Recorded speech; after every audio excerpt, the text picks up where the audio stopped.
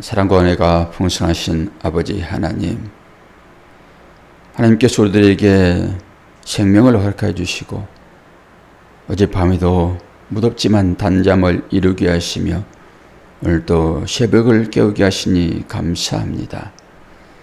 한날이 밝아올 때 태양빛을 통하여서 한날을 시작하는 것처럼 우리의 마음 가운데도 주님이 우리의 빛이 되심으로 그 주님의 빛받아 하루를 아름답게 시작할 수 있도록 오늘도 은혜 허락하여 주옵소서.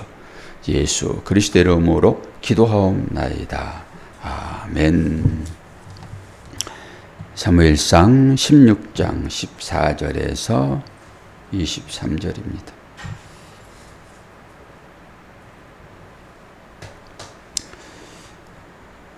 여호와의 영이 사울에게서 떠나고 여호와께서 부리시는 악령이 그를 번뇌하게 한지라.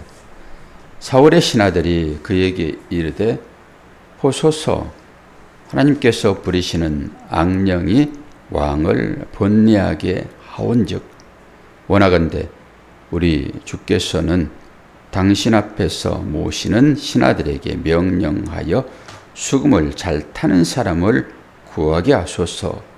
하나님께서 부리시는 악령이 왕에게 이를 때에 그의 손으로 타면 왕이 나으리이다 하는지라.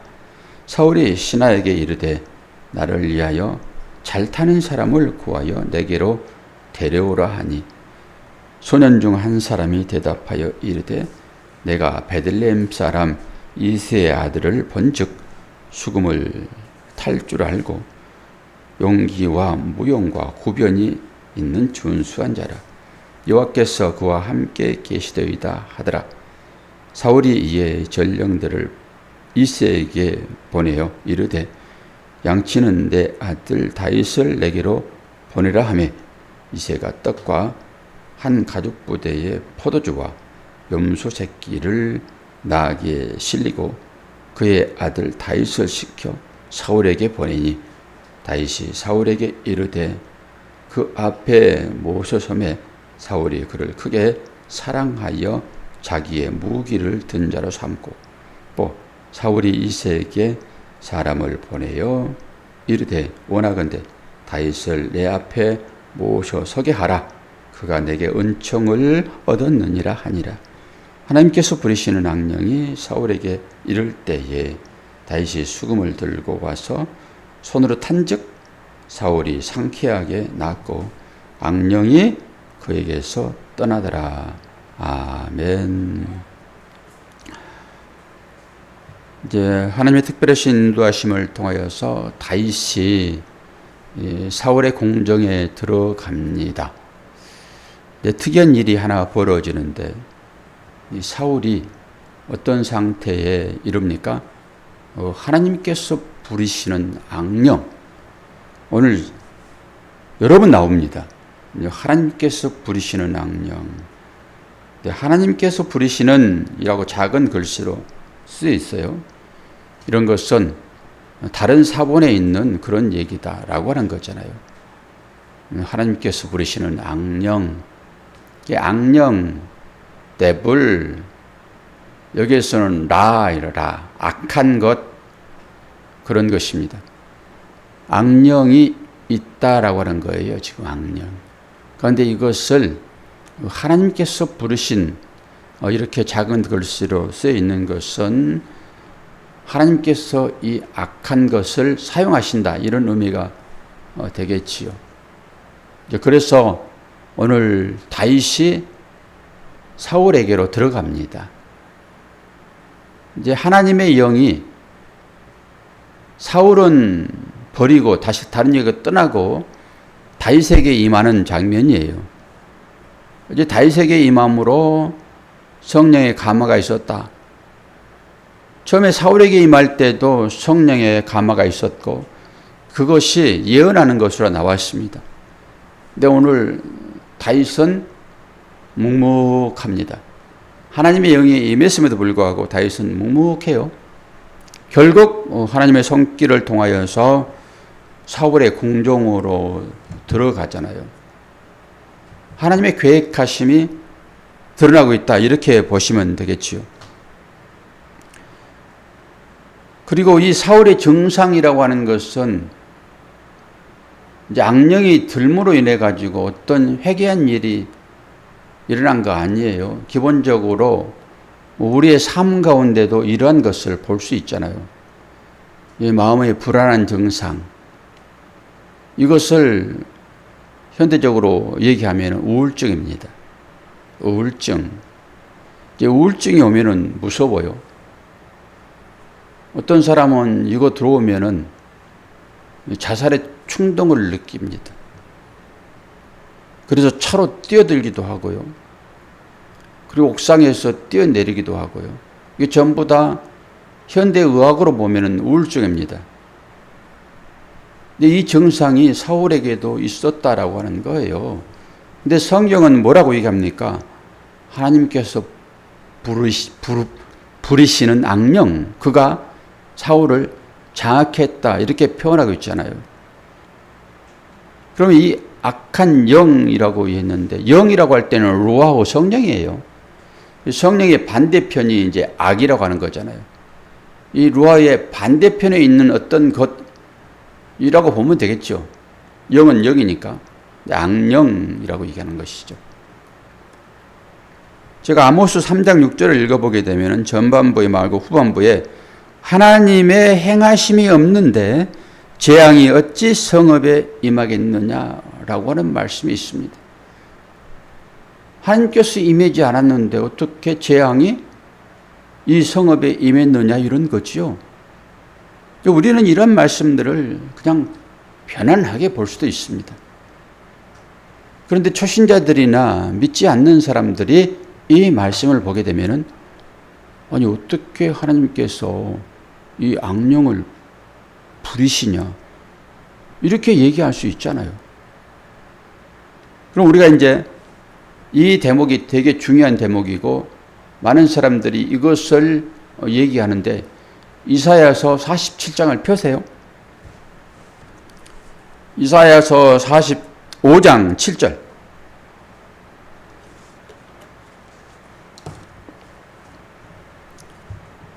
이사야서 45장 7절을 펴서 우리 권사님이 읽으시고, 여기에서 어떤 것이 악한 것인지는 장로님이 찾으세요. 같이 다 봐야 돼요. 7절. 이사야서 45장 7절 크게 읽으시고, 나는 빛도 짓고 어둠도 창조하며 나는 평안도 짓고 환난도 창조하며 하나님 나는 여호와라 이 모든 일들을 하는 자니라 하였노라. 아멘. 장로님 보세요. 여기 악이라는 말은 지금 나오진 않지요. 라라고 하는 단어가 이제 원문에 등장을 하는데, 여기에서 라라는 단어는 없지요. 그럼 어디에서 무엇이, 어떤 단어가 악 같아요? 어떤 단어가? 인터넷 들어오신 분도 한번 다 찾아보시고 한번 보세요. 나는 빛도 짓고 어둠도 창조하며, 같은 얘기잖아요. 짓고 창조하다 같은 얘기잖아요. 나는 평안도 짓고 환난도 창조하나니 라고 얘기를 했지요. 여기에서 빛, 어둠, 평안, 환난, 이 네 개 중에서 어떤 것이 악 같아요?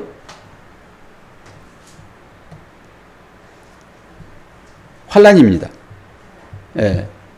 이 환난이 원어로 라라고 하는 악이에요. 악. 그러니까 악령, 성령, 영은 전부 루아흐, 하나님을 얘기하죠. 근데 그 앞에다 악이라는 이 라를 써버렸으므로 악령이 되는 거잖아요. 그런데 이 모든 것들을 누가 지었다고 얘기를 해요, 권사님? 하나님께서 지었다고 그러잖아요, 지금. 그러니까 이 성경 45장, 이사야 45장 이 7절이 많은 사람들의 입에 오르내려요. 이걸 이해를 어떻게 해야 되는가라고 하는 거잖아요, 지금. 하나님께서 이 악을 창조했다라고 얘기를 해요. 이 성경의 기록입니다, 이게. 그런 시각으로 오늘 또 이 말씀을 보셔야 되겠죠. 하나님께서 이 악한 영을 지금 뭐라고 해요? 부르시잖아요. 아모스에도 이 얘기가 있고, 그러면 여러분들은 이제 상당히 혼란에 빠지셔야 맞아요. 내가 섬기시는 하나님은 선한 하나님이시잖아요. 근데 그 하나님께서 오늘 이사야 45장 7절을 보면은 악을 지었다. 환란이라고 얘기를 했지만 그거 악이에요. 나쁜 것입니다. 악을 창조했다. 이렇게 얘기를 하니까 그럼 하나님께서 이 악한 것도 다 지으셨는가? 하나님은 어떻게 그런 일을 하시지? 하나님을 사랑하는 자들에게 왜 이 악한 것들이 나타나가지고 해코지 않는가? 이렇게 되잖아요. 생각을 깊게 해봐야 할 그런 내용이에요. 그러니까 이게 이해가 안 되고 해석이 안 되면은 이런 것들이 그냥 넘어가 버립니다. 그냥 환란 그래 버리면 여러분 모르잖아요. 그게 악인지. 환란도 지었다라고 하니까 이게 악이에요. 악. 하나님께서 악을 창조하셨다 얘기를 합니다. 이것을 믿음으로 어떻게 여러분이 입술로 얘기하는가에 따라서 달라지는 거예요. 권사님이 딱 이거에 대한 얘기를 할 수 있으면 참 좋겠으나 권사님 말씀하실 수 있을까요? 하나님께서 왜 악을 지으셨는지 그동안 열심히 공부하였으므로 이건 얘기할 수 있어야 되는 거거든요. 왜 하나님께서 악을 지으셨을까요? 뭐 하시려고? 교만을 꺾기 위하여 해석된 말씀이잖아요.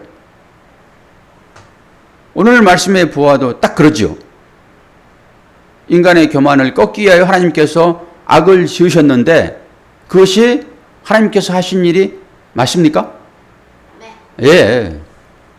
그렇게 돼야 돼요. 어떻게 하나님께서 선하신 하나님이 이 악이 문제인 것이잖아요. 인생의 모든 문제. 그런데 이 문제를 왜 하나님께서 일으키시는가? 왜 악을 사용하시는가? 악은 진멸되어야 할 어떤 것이라고 볼 수 있는데 왜 하나님께서 악을 짓고 그것을 사용하시는가? 오늘 또 하나님께서 부리시는 악령이라고 얘기하고 있잖아요. 거기 이사야 45장 7절을 보면은 그 악령을 하나님께서 지었다 얘기를 하는 것이니까 그렇게 충분하게 얘기할 수 있어야 되겠죠. 믿음의 눈으로 보게 되면은 왜 하나님께서 그걸 하필 지어가지고 내가 이 악한 수령에 지금 빠게 되어 있어. 너무하신 거 아니에요? 이렇게 말할 수 있겠으나 우리 믿음의 사람들은 이걸 믿음의 관점으로 볼 수 있어야 된다라고 하는 거예요. 오늘 권사님 말씀하셨듯이 하나님의 자녀들을 믿음의 사람으로 길러내기 하는 방편으로 하나님께서 그걸 쓰신다라고 하는 거예요. 이 관점 하나를 가지고 오늘 말씀을 보자고요. 말씀을. 하나님께서 이제 사울은 버리기로 결정하셨습니다. 물론 그 안에 사울이 회개의 기회를 가지면 돌아올 수도 있을 것입니다. 회개의 기회를 가지면. 근데 하나님께서 그것도 허락을 안 하세요. 그러니까 회개할 수 있는 것도 하나님께서 허락하실 때만 가능해요. 그래서 회개에 돌아왔다라고 하는 것은 하나님의 또 다른 은혜에 있는 거예요. 그런데 이 악한 것에 우리가 빠게 되잖아요. 유혹을 받게 되잖아요. 이 사울에게 하나님께서 악령을 부르시어서 그를 우울증에 빠게 하는 것처럼 결국 이것이 심하면은 이제 살인을 하든지 자기가 죽든지 그렇습니다. 이게 심해지면은. 그런데 결국 사울에게 이 악한 영이 심하게 들게 됩니다. 이제 바로 나와요, 그게. 그러면 어떻게 되죠? 그 악령이 심하게 들 때 어떤 증상이 일어납니까? 다윗을 죽이려고 합니다. 이게 이제 제가 공부했던 그 갈등을 어떻게 해결할 것인가라고 하는 측면에서의 공부를 도표로 해가지고 제가 설명도 옛날에 한번 해드렸는데 이 갈등을 잘 관리해야 되거든요. 근데 화해자를, 즉 중재자를 세워서 이 갈등을 관리해야 돼요. 내가 스스로 갈등을 관리할 수가 없습니다. 스스로. 그래서 중재자가 필요해요. 사람 간의 가운데도 감정이 아주 깊게 올라오면은 이게 서로 화해가 안 됩니다. 내 스스로 해결할 수가 없어요. 중재자가 필요합니다. 그래서 그 중재자가 우리는 예수 그리스도이고 모세이고 다 그러지요. 근데 이것을 스스로 해결하려고 하게 되면은 중재자를 세워야 되는데 중재자를 세우면 가운데 가서 만납니다. 근데 양쪽은 극단적인 거거든요. 양쪽 극단적인 거. 이 중재자를 세우게 되면은 이 가운데서 만나는데 이 극단이 어떻게 나옵니까? 하나는 자신의 삶을 포기하는 쪽으로 나가버립니다. 한 극단은. 그리고 한 극단은 상대를 죽이는 살인자로 나옵니다. 이거 하나는 자기를 포기하는 이 자살의 행위로 나오는 것이고 하나는 상대를 죽이는 행위로 나옵니다. 이게 갈등입니다. 그래서 이 갈등을 잘 다스려야 되거든요. 여러분 안에도 이 두 극단이 분명하게 있어요. 어떻게 나와야 돼요? 중재자를 세워야 됩니다. 이 중재자는 예수 그리스도예요. 그분을 가운데로 세울 때만 우리는 이 양극에서 헤어나올 수가 있습니다. 자살할 수 있는 환경으로 자기를 내몰아서 그리 가버리든지 어떤 사람은 상대를 해코지 하는 것으로 나오게 되어 있습니다. 이게 갈등 때문에 그러는 거예요. 그래서 이 갈등을 잘 다스려야 되거든요. 우리 안에 이거 들어있습니다. 내 안에 들어있다고요. 내 안에. 그래서 하나는 악으로 나오고 하나는 선으로 나옵니다. 내 안에 들어있다고 이게. 제가 뭘 얘기하려고 그러죠? 이 두 가지는 하나예요. 하나. 예를 들어서 설명을 해볼게요. 저나 여러분이 어떤 악한 상황 가운데 빠지게 됩니다. 이게 하나님께서 부리시는 악령이 나한테 들어오게 되면은 그렇게 되는 거예요. 지금 사울을 그런 시각으로 여러분이 보셔야 돼요. 그러면은 악령이 들어오게 되면은 하나님께서 부리시는 거예요, 그거. 악령이 들어오게 되면은 자기 자신이 해코지 당합니다. 이게 우울증이 빠지는 거예요, 지금. 그래서 이걸 치료하는 방법으로 누가 등장할까요? 다윗이 등장을 해요. 다윗이 수금을 탐으로, 이건 도구일 뿐이에요. 수금을 탐으로 이 악한 것들을 떨쳐낸다라고 하는 거잖아요. 하나님께서 부리시는 악령이 지금 사울에게 들어간다니까요. 그런데 그 악령을 쫓는 것으로 사울이 수금을 타는 거예요. 하나님께서 하시는 거예요, 이 모든 것들을 다. 그런데 우리는 그렇게 잘 안 보지요. 악한 것이라 하여 마귀야 물러가라 이렇게 되는 것이죠. 물론 마귀 존재해요. 그래서 주님도 마귀를 쫓아내시는 것으로 사역을 한다고요. 그것이 하나님 나라가 되는 것이고요. 그러니까 이것을 통합적으로 성경을 보셔야 되고 여러분의 삶도 모든 것들 통합적으로 볼 수 있어야 되는 거예요. 그래야 그 가운데서 하나님의 은혜가 등장을 하지요. 오늘 이사야 45장 7절을 통해서 우리 하나님께서 환난을 창조하셨다라고 하는 관점으로 이거 보는 거예요, 지금. 하나님께서 무슨 악한 것을 만드십니까? 이렇게 보는 것은 믿음 없는 얘기예요. 오늘 권사님이 말씀하셨듯이 하나님께서 그걸 선한 것으로 사용하신다고요. 하나님의 자녀를 위하여 사용하는 거예요. 그 악도. 그런 측면에서 보시게 되면은 오늘 이 말씀이 충분하게 이해가 되어지는 것이죠. 그러면서 내 안에 둘이 있는데 나는 하나잖아요. 이 하나에서 두 개가 나오는 거잖아요. 악도 나오고 선도 나오고. 그러면 이걸 가지고 우리가 십계명을 풀어보는 것입니다. 이게 제가 계속 얘기했던 전체의 얘기인 거예요. 하나님께서 말씀하시잖아요. 너희들이 우상을 섬기지 말아라 그러잖아요. 우상. 그래서 우리는 우상이 뭔지도 다 배웠지요. 참 신은 여호와 하나님 한 분밖에 없어요. 다른 신은 없다고요. 근데 사람들이 다른 신을 어떻게 해요? 어떻게 해요? 만들어요. 하나님께서 유일하신 참 하나님, 참 신이신데 사람들이 만든다고요. 그것을 우상이라고 얘기를 해요. 우상이라고. 하나님 외에 다른 것을 만들어서 이것은 신이야 라고 생각하는 것을 우상이라고 그런다고요. 그러니까 다른 신은 없는 거예요. 사람들이 하나님처럼 섬겨버리는 어떤 것, 이게 우상이라고요. 권사님은 하나님보다 더 좋은 게 뭐 있어요? 없어요? 한번 제가 갖다 줘 봐야지. 제가 가져가 볼 거예요, 한번. 이름은 쓰지 않아요. 가져가 보면은 권사님이 뭘 제일 좋아하시는지. 하나님은 보이지 않으세요. 보이지 않기 때문에 어떤 것이다라고 얘기할 수가 없어요. 그러니까 하나님은 안 보인단 말이에요. 그러나 하나님은 계신 것이잖아요.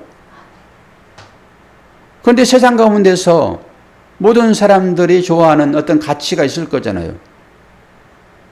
그건 권사님 눈에 보이는 거예요? 안 보이는 거예요? 보이는 거겠죠.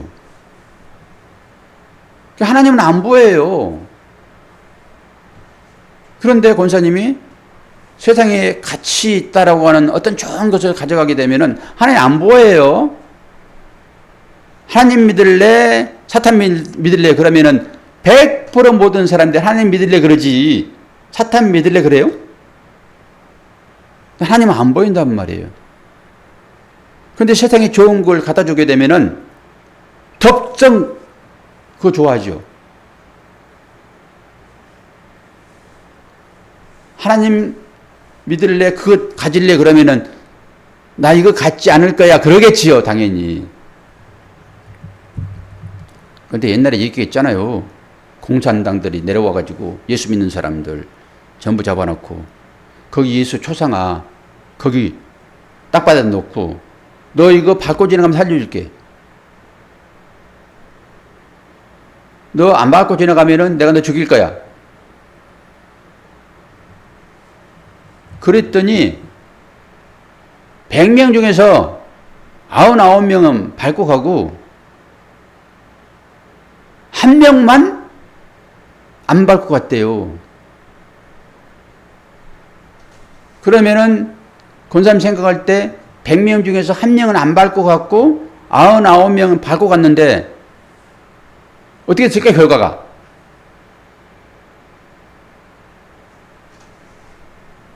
한 명만 살았어요. 왜 그랬을까요? 예? 한 명은 안 밟고 갔다니까 무슨 배신자예요? 그거 밟고 간 사람이 배신자죠. 예. 그러니까 안 밟고 간 사람이 배신자 아니에요. 아니 참나 귀에 지분은 잘 들어야죠. 밟고 가면은 살고 안 밟고 가면은 죽는단 말이에요. 밟고 간 사람은 배신자라는. 아니 그 사람은 내가 총을 가지고 있고 밟고 가면은 내가 너를 살려주고 이게 하나님으로 생각해 보세요. 밟고 가면 너를 살려주고 안 밟고 가면은 너를 죽일 거야. 그러면은 몇 사람 살았겠습니까? 장로님. 99명 살지. 밟고 가면 살려준다고 했으니까. 그래도 그 사람들 말은 틀리니까. 배신자잖아요. 그러니까 권사님 이 말 뜻이 뭔지를 아셔야 한단 말이에요. 단편적으로 그냥 아니 이래서 내가 설명이 길어지는 거예요, 장로님. 다른 분은 다 이해를 했는데 안 넘어가니까 설명한단 말이에요. 그러니까 이 온라인 성도들이 목사님 또 넘어가세요. 제발 좀 그냥 넘어가세요. 그럴 거란 말이에요. 근데 지금 다른 분들은 제가 이해를 했는지 안 했는지 모르니까 권사님을 설득해야 되잖아요. 한 분밖에 안 계시니까 원래는 오늘 두 분 계시지만은 그러니까 제가 복잡이 터지는 때가 많아요. 저 설교를 들어봐도 그래. 매일 제가 설교를 듣잖아요. 권사님이 설득이 안 되면은 어떻게 해요 여기서. 아니 밟고 가면은 살려주고 안 밟고 가면은 죽일 거야. 그러면 당연히 안 밟고 간 사람 한 사람 죽이겠지. 그런데 안 밟고 간 그 사람만 살았단 말이에요. 왜 그랬을까요? 이 총든 사람이 나도 믿고 싶어. 그런데 누가 진짜인지는 모르겠어. 그리고 너야말로 바꿔지 않는 너야말로 생명을 아끼지 않는 참 신자로구나. 그리고 그 사람만 살려줬다라고 하는 일화가 있어요. 근데 우리는 그런 상황이 되게 되면은 거의 밟고 지나가요. 아니더라고 하지 마세요. 추상적으로 신앙생활 하게 되면은 아니더라고 말할 수 있어요. 그런 사람이 많았다고요. 구약에도. 그 사자 굴에 들어간 사람들이 그런 사람들 아닙니까? 다니엘도 마찬가지. 그런데 극히 드물어요. 그런 환경이 닥치게 되면은 거의 부인할 거예요. 아니 제가 한 30%만 가지고 테스트해봐도 거의 넘어갑니다. 거의 넘어가요. 그런데 100% 가지고 테스트하면 안 넘어간다고요? 한번 해볼까요? 권사님? 넘어가나 안 넘어가나? 30%만 테스트 다 넘어갑니다. 사람들은. 그래도 그런 테스트를 했다고 말씀드렸잖아요. 어린 아이를 생명처럼 여기는 그 어머니가 어떤 것인지. 그랬더니 어린 아이를 발로 밟고 서들에 뜨거운 구들병에서 자기 안 죽으려고. 그 실험했다고 그러잖아요. 인간이 이러는 거예요. 하나님께서 오늘 사울에게 이 악령이 들어가는 거예요. 하나님께서 부리신다고요. 그건 뭐 하는 거예요? 하나님의 일이에요, 그것도. 사람들이 악하다, 선하다 만든 것이지. 하나님께서 오늘 이 창조했다라고 하는 것은 그 악이라고 하는 것은 참신이라고 했을 때 그런 개념인 거예요. 그런 개념. 그러니까 우리는 전부 다 이분법으로 전부 딱 풀어놔 버리니까 너는 악한, 너는 내가 판단했을 때예요, 그것도. 자기가 무슨 판단을 근거를 가지고 있습니까? 하나님께서 악을 보고도 이건 선한 거야? 그러면 선한 거예요, 그거는. 그래서 선을 완벽하게 하기 위하여 그 악이라고 하는 것을 하나님께서 만드신 것이지, 도구로 사용하는 것이지, 하나님께서 볼 때는 그것도 악이 아닌 거지요. 왜요? 그걸 통해서 내가 은혜를 받았잖아요. 그 은혜 받았다라고 하는 건 구원이 이루는 것이니까. 그렇다고 네가 또 그 은혜 받으려고 그 악으로 들어갈래? 그럴 수 없느니라라고 사도 바울도 얘기하는 것이고, 그런 측면에서 여러분들 좀 깊게 이제는 들었으므로 신앙생활을 할 필요가 있어요. 물론 삶에 들어가가지고는 또 판단하겠죠. 너 그거 나쁜 거야. 나쁘긴 뭐가 나빠요. 도덕과 윤리적으로 우리가 딱 정해놓으니까 그게 나쁜 것이지. 그런데 그 나쁜 것도 하면 안 되는 거예요. 왜요?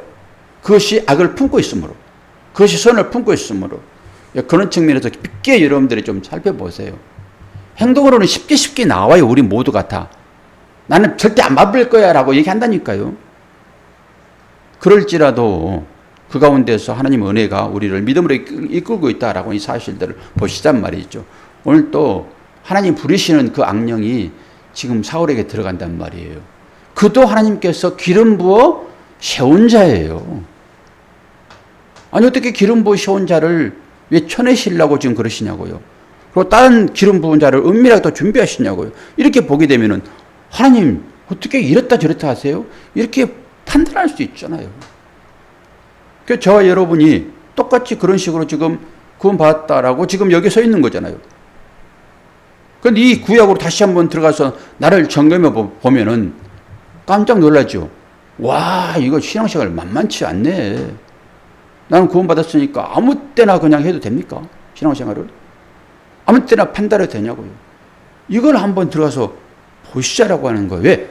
구약을 보고 있으므로.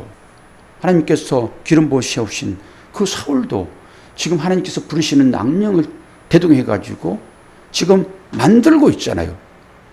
뭘 만듭니까? 근거를 찾는 거예요.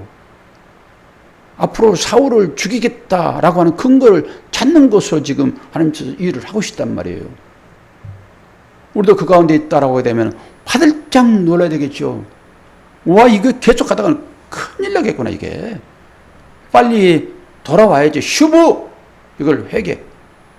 그렇게 생각을 해야지. 나는 구원받았으므로 이건 옛날 일들이고 이건 아무것도 아니야. 그 나의 삶에 나타나는 이 모든 것들도 아무것도 아니야. 이렇게 가면 됩니까? 안 됩니까? 안 되는 것이지. 그래서 구약에 들어올 때는 구약의 개념으로 우리의 삶을 살펴보고, 긴장할 때는 또 긴장을 하고, 신약을 배울 때는 와, 구약의 그런 가운데서 나는 멸망받아야 할 그 악령에 부르시는 것으로 나는 살인자가 칼을 들고 설치는 그런 사람으로 살게 되었을 터인데도 불구하고 하나님께서 어떻게 나를 구원해가지고 나를 믿음의 사람으로 오늘 또 언제든지 죽을 각오를 하고 죽으면 죽으리라고 나는 그 예수님의 그림을 밟지 않겠다는 믿음이 어떻게 나오냐라고 하는 거예요. 그 믿음의 고백. 그걸로 보시게 되면은 오늘 말씀이 깊게 나한테 다가오죠. 하나님의 은혜와 사랑이 얼마나 크게 오늘 또 나를 장악하고 있는가. 이 빛이 하루를 깨움으로 하루가 시작되는 거잖아요. 하나님의 성령의 빛이 오늘 새벽에 내 마음 가운데 들어오셔서 내 인생의 시작을 오늘 새벽으로 삼으신다 하게 되면 옛날 것들은 다 떠나가 버리고 그 악한 것들, 나의 몹쓸 짓들, 하나님께서 새벽을 깨우는 것으로 빛이 찾아오는 것처럼 나에게 빛이 찾아오셨네. 할렐루야. 새 날을 내가 열이라 라고 여러분 박차고 일어서는 그 믿음이 우리한테 있지 않겠습니까? 그렇게 받아들이면은 이 새벽은 참으로 귀한 것이고 오늘 해를 뜨시는 것을 여러분 눈에 볼지 안 볼지는 모르겠으나 그 태양을 바라보세요.